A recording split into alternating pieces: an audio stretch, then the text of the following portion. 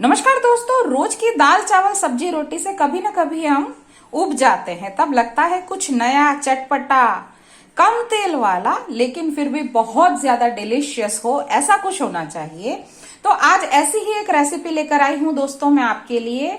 सिर्फ आधा कटोरी चावल से बनेगी और पूरे घर के लिए उतने में ही बन जाएगी और स्वाद और पोषण से भरी हुई, बहुत कम तेल में बनने वाली, बहुत कम समय में बनने वाली, लंच, डिनर या ब्रेकफास्ट तीनों का सबसे अच्छा, स्वादिष्ट और हेल्दी ऑप्शन। आइए बनाना शुरू करते हैं। सबसे पहले दोस्तों मैंने ले लिए हैं आधा कटोरी कच्चे चावल। जो भी चावल आपके पास हो, जो आप यूज करते हो, वो चावल आप ले सकते हैं। साफ पानी से इनको धो दीजिए और 2 घंटे के लिए भीगने को इन्हें छोड़ दीजिए। 2 घंटे तक चावल को भीगने देने के बाद चावल जो हैं वो, जैसे कि आप देख रहे हैं, अच्छी तरह से काफी फूल चुके हैं। अब चावल का पानी जो है वो सबसे पहले तो हम अलग कर लेंगे। अब जैसे ही चावल से पानी जो है वो अलग हो जाता है तो भाई अब हम इसको डाल देंगे सबसे पहले एक मिक्सी के जार में। चावल को जार में डालने के बाद मैं डाल रही हूं एक मीडियम कटोरी, लगभग 150 ग्राम जितना दही। आप अगर खट्टे के शौकीन है तो यहाँ पर खट्टा दही भी डाल सकते हैं या नॉर्मल जो आता है कम खट्टा, वो भी डाल सकते हैं। जितना दही डाला है उतना का उतना मैंने डाल दिया है पानी पीसने की मदद के लिए। अब जार के ढक्कन को कर देंगे बंद और इसको बिल्कुल अच्छी तरह से सबसे पहले तो पीस लेंगे। अब मैंने ले लिया है दोस्तों एक बर्तन और उसमें मैं ये डाल दे रही हूं जो कच्चे चावल और दही का मिश्रण मैंने पीसा था वो सारा। फिलहाल दोस्तों इस मिश्रण को हम कुछ देर के लिए साइड में रख देंगे और उसके सिवा कुछ सब्जियों की जो जरूरत है वो ले लेंगे। अब दोस्तों मैंने जो सब्जियां ले ली है थोड़ी सी जरूरत के हिसाब से, उसमें है मटर, हरा मिर्च, गाजर, शिमला मिर्च, हरा धनिया और पत्ता गोभी। मेरे पास पर्पल वाला था तो मैंने वही ले लिया है। आप रेगुलर जो हरा वाला आता है वो भी ले सकते हैं। इसके सिवा दोस्तों आप यहाँ पर स्वीट कॉर्न डाल सकते हैं, मशरूम डाल सकते हैं, ऑलिव डाल सकते हैं, जो भी आपके मनपसंद सब्जी या फ्रूट जैसे कि पाइनएप्पल हो गया, ऐसा भी आप इसमें ऐड कर सकते हैं। तो सबसे पहले जरूरत के हिसाब से इनको साफ पानी से धोकर बिल्कुल छोटे छोटे टुकड़ों में हम इनको काट लेंगे। जैसे ही दोस्तों सारी हरी सब्जियां कट जाती है तो इस मिश्रण के घोल में सबसे पहले मैंने डाल दिया बारीक कटा हुआ हरा धनिया। अब ये जो मैंने पत्ता गोभी लेकर रखी थी वो भी हमने इसमें डाल दी। शिमला मिर्च के बीज निकालकर उसको काट ली थी, ये भी डाल दिया। गाजर जो लिया था वो भी छोटा छोटा काट लिया था, वो भी डाल दिया। ये डाल दी, साथ में ही स्वाद के अनुसार हरी मिर्च और अंत में ये डाल दिए मटर के कुछ दाने। इसके सिवा अगर आपने कुछ लिया है तो वो भी डाल सकते हैं, जैसे कि प्याज हो गया, यहाँ तक कि आप इसमें पनीर भी ऐड कर सकते हैं। अब सबसे पहले इस मिश्रण को हम चम्मच की मदद से मिला लेते हैं। जब सब कुछ अच्छे से मिक्स हो जाए दोस्तों तो हम डाल देंगे इसमें 1 चम्मच जितना साबुत जीरा और साथ ही में डाल देंगे स्वाद के अनुसार नमक। अब नमक मिलाकर इसको 10 मिनट का रेस्ट दे देंगे हम, क्योंकि सब्जियां जो हैं वो नमक के संपर्क में आते ही थोड़ा सा पानी रिलीज करती हैं, तो ये जो मिश्रण है वो पतला हो सकता है। तो हम इसमें इसे गाढ़ा करने के लिए बाद में फिर कुछ और ऐड कर सकते हैं, जैसे कि सूजी या बेसन। तो फिलहाल इसे सिर्फ 10 मिनट का हम रेस्ट देकर छोड़ देंगे। थोड़ी देर के रेस्ट के बाद जब हम देखेंगे दोस्तों तो जैसे मैंने बोला था मिश्रण जो है वो थोड़ा पतला हो चुका है, क्योंकि सब्जियों से पानी जो है वो रिलीज हुआ है।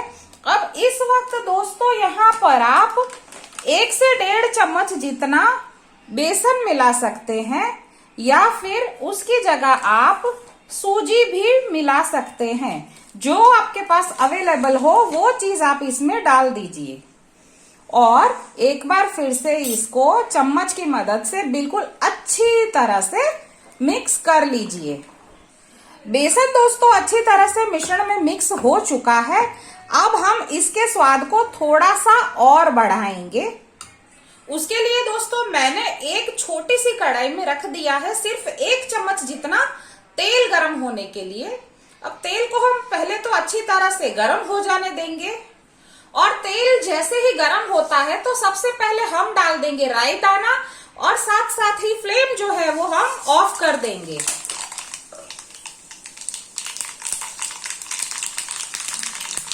उसके सिवा ये डाल दिया थोड़ा सा हींग पाउडर और लास्ट में दोस्तों ये डाल दी मैंने 10-12 कली मोटा मोटा कूटा हुआ लहसुन की कलियां। और ये लहसुन और राई वाला मिश्रण जो है वो अब हम सीधा इसमें डाल देंगे। हींग और लहसुन के छौंक की खुशबू बहुत ही ज्यादा अच्छी आ रही है। अब ये जो तड़का छोटा सा हमने डाला जरा से तेल का, उसको भी इस मिश्रण में अच्छी तरह से हम मिला लेंगे। सब कुछ मिल जाने के बाद ये ले ली मैंने बिल्कुल ना के बराबर छोटी चम्मच और उसमें भी ले लिया आधा चम्मच जितना खाने का सोडा और इसको भी हम अच्छी तरह से मिक्स कर लेंगे।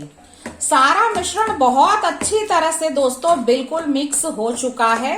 अब दोस्तों ये ले ली मैंने एक थाली, उसमें फिर से 1 से 2 बूंद लगा दिया ये तेल और उसको ब्रश की मदद से बिल्कुल अच्छी तरह से सबसे पहले तो हर कोने से ग्रीस कर लेंगे। थाली जैसे ही ग्रीस हो जाती है तो हमारा ये जो मिश्रण है वो हम थाली का आधा हिस्सा हो तब तक इसमें भर लेंगे।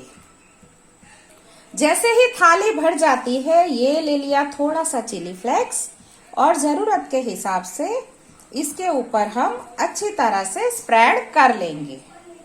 उसके बाद दोस्तों ये रख दिया एक कढ़ाई में मैंने पानी गर्म होने के लिए, बीच में रख दिया मैंने ये स्टैंड और अब ये रख दी ये जो थाली हमने बैटर से भर के रखी थी वो। ये ले लिया ढक्कन और बॉईल होने के लिए रख देंगे सिर्फ और सिर्फ 15 मिनट के लिए। 15 मिनट के रेस्ट के बाद ये कर दिया फ्लेम ऑफ और जब हम देखेंगे खोलकर तो हमारी ये जो रेसिपी है बिल्कुल अच्छी तरह से पक चुकी है, ना चिपक रही है ना कुछ। इसको हम रेस्ट देंगे सिर्फ 2 से 3 मिनट का कढ़ाई से बाहर निकालकर। मिश्रण जो है बिल्कुल अच्छी तरह से ठंडा हो चुका है और अब बारी है दोस्तों इसको काटने की और हम इसको काटेंगे बिल्कुल त्रिकोण आकार में।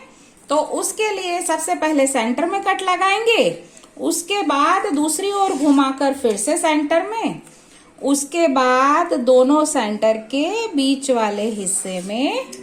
इसी तरह से हमें जितने पतले या मोटे जैसे भी टुकड़े चाहिए उस तरह से इसको काट लेना है। जैसे ही कट जाता है दोस्तों तो किसी पलटा या चाकू की मदद से इसको हमें हल्के हाथों से कुछ इस तरह से उठा लेना है। ये देखिए मल्टी कलर, मतलब जितने कलर है उतने सारे हैं पोषक तत्व। इसी तरह से दोस्तों धीरे धीरे करके एक एक करके सारे टुकड़े जो हैं हम थाली से अलग कर लेंगे। अब परोसने के लिए दोस्तों ले ली मैंने है एक थाली और उसको अब हम परोस देंगे अपने मनपसंद स्टाइल में। जैसा भी आपको आता है दिमाग में उस तरह से आप इसको गार्निश करके परोस सकते हैं। ये दोस्तों मैंने रख दिया इसको प्लेट में और अब मैं गार्निश कर रही हूँ इसको टोमेटो सॉस की मदद से। आप अपने हिसाब से यहाँ पर मेयोनीज भी यूज कर सकते हैं।